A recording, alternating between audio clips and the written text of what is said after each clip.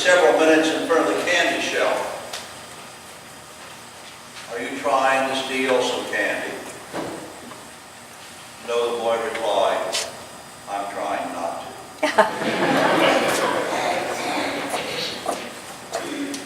Trying not to do something wrong is a battle we all fight on a daily basis. Day in and day out, we are confronted by one temptation after another. Sometimes we win, sometimes we lose. In the midst of winter, how do you handle a day of sunshine and the temperature goes up to about 70 degrees? How many of us would be tempted to call in sick that day? Or how many of us would be tempted to go to lunch and not come back? Who would win that battle? How would you handle it if you were stabbed professionally in the back by a colleague? How would you respond? Do you forgive and forget? Or do you wait for the right time and circumstance to get even? You've heard a nasty rumor about someone you know. Do you share it or forget it? Do you feel happy or sad when someone you know but don't particularly like bumps up against hard times? When confronted by a person in need, do you help or do you hurry by, pretending that you don't see? Situations like these are the ones we experience all the time.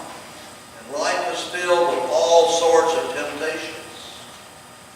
In the Old Testament writers understood Satan to be the tempter, the one who can make all the wrong choices look right.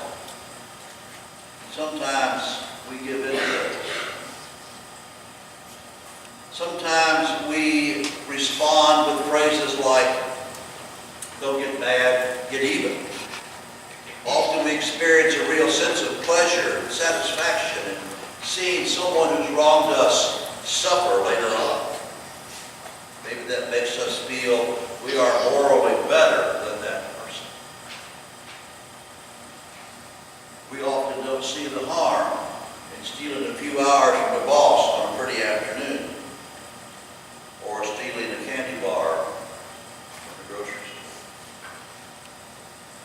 Have we convinced ourselves that this is the way of the world?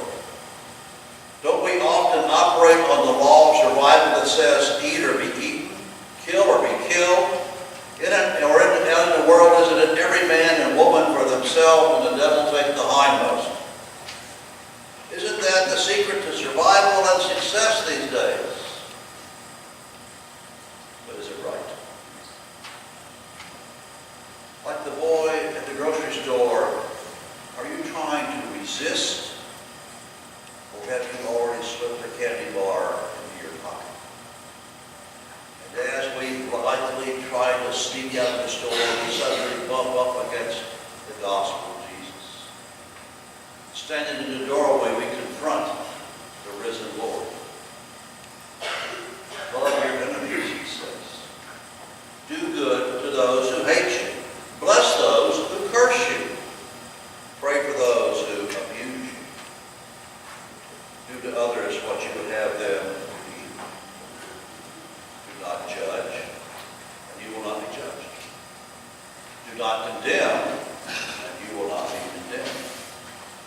Forgive, and you will be forgiven. And you will be given. Now Jesus is speaking to us and about what we would call acceptance and openness and inclusiveness and forgiveness. And in his accustomed way, the way he teaches, he always seems to give us these ultimatums at a level that we feel is impossible to achieve. How can we achieve the same level of perfection as Jesus did? And sometimes I'm not sure Jesus expects us to be 100% satisfactory in this. But that is not an excuse not to try. And we do not have an excuse for not trying. And maybe we can't walk in Jesus' shoes 75% of the time or even 50% of the time, but we can try it, and we only fail if we don't try. Now, in the Old Testament reading this morning, we have a great example of what Jesus is talking about. Because here we hear the end of the Joseph saga in Genesis. And you remember that Joseph was the favorite of Jacob's 12 sons. And in a fit of jealousy, Joseph's older brothers had kidnapped him and sold him into slavery in Egypt, and then reported to their father that his favorite son had been killed. And then in Egypt, Joseph eventually is able to trade his dungeon for a palace. He's later able to put off the iron chains of slavery and receive the golden chain as the prime minister of Egypt. All of Egypt was his now. And no man was more powerful than Joseph, save Pharaoh himself. And it is as prime minister that Joseph confronts his brothers who have come to beg food to see them through the time of famine. Joseph is now the boy at the candy counter. It's within his power to refuse to accept his brother's request. He could send them away to certain starvation. It was within his power simply to have his brothers thrown into prison, to make slaves of them, as they had done to him so many years ago. Here was his opportunity finally to get even and to exact his pound of flesh. All those delicious treats lay before him like the candy on the counter. And Joseph only needed to reach out and take one, pick one. Revenge is sweet to the taste. It upsets the stomach. Instead, Joseph reveals his true identity to his brothers. He forgives them and fulfills their every need, even bringing all their families to live in Egypt under his protection and generosity.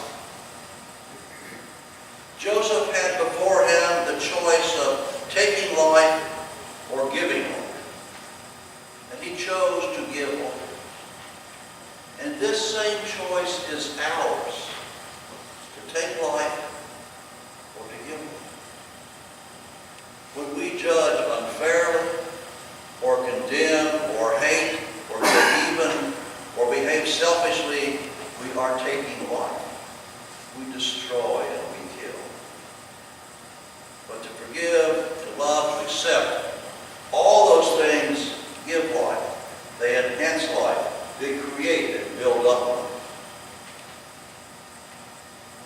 As you stand in front of the candy counter, the choice is not between Hershey bars and M&Ms. The choice is, will you take life or will you give life? And remember, the choice is always yours to make. Only you can make that choice. So Jesus ends his teaching by making one thing perfectly clear. One thing we hate to admit sometimes. That whatever you choose for others is what you will also receive from God. The choice is yours. Life or death, forgiveness or grudges. What you give is what you receive.